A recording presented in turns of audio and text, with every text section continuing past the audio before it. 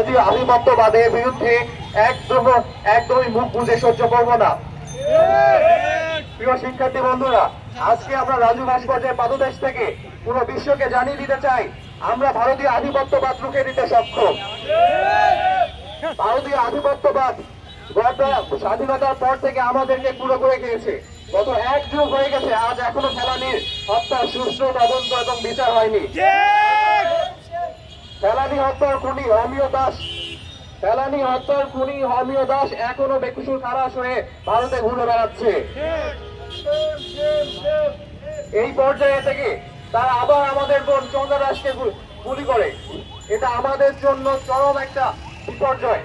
আজ বাংলাদেশের সাধারণ শিক্ষার্থী থেকে দেশবাসী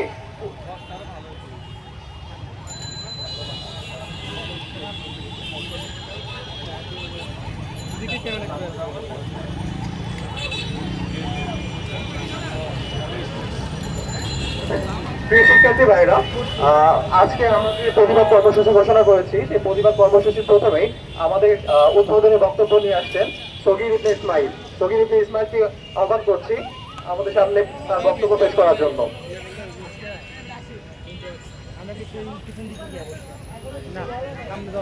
সংগ্রামী ভাইরা, আপনারা ইতিমধ্যে জেনেছেন ওই দিল্লির কসাই বাহিনী আমার সীমান্তে প্রবেশ করে আমার দেশের নিরীহ মানুষের উপরে গুলি চালিয়েছে। আমরা দেখতে পেয়েছি মৌলভীবাজারে আমার বোন স্বর্ণা দাসের উপরে কিভাবে নৃশংসভাবে তারা গুলি চালিয়েছে। আমরা এটার তীব্র প্রতিবাদ ও নিন্দা জানাই।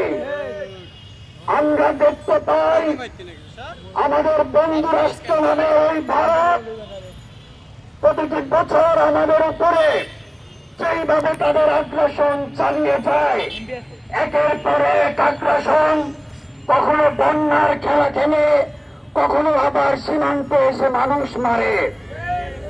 আমরা বলে দিতে চাই, আমরা পুতুল নই যে আমাদেরকে নিয়ে খেলাধুলা করবেন।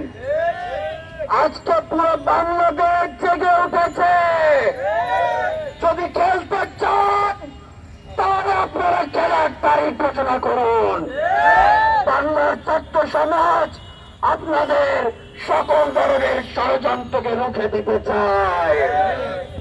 আমি স্পষ্ট বলে দিতে চাই, মুরগি হয়ে ঘুমন্ত ড্রাগনকে ডিস্টার্ব করতে আসবেন না। যদি ডিস্টার্ব করতে আসেন আর বারবার ডিস্টার্ব করে যান, একবার যদি ঘুমন্ত ড্রাগন জেগে ওঠে তাহলে মুরগির কিন্তু কল্লা থাকবে না।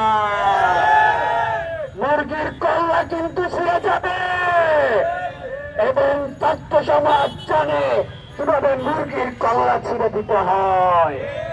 অতএব প্রহসন করার আগে আপনার আগ্রাসনের চাল তোলার আগে একবার ভেবে দেখবেন আপনি কাদেরকে জাগ্রত করতে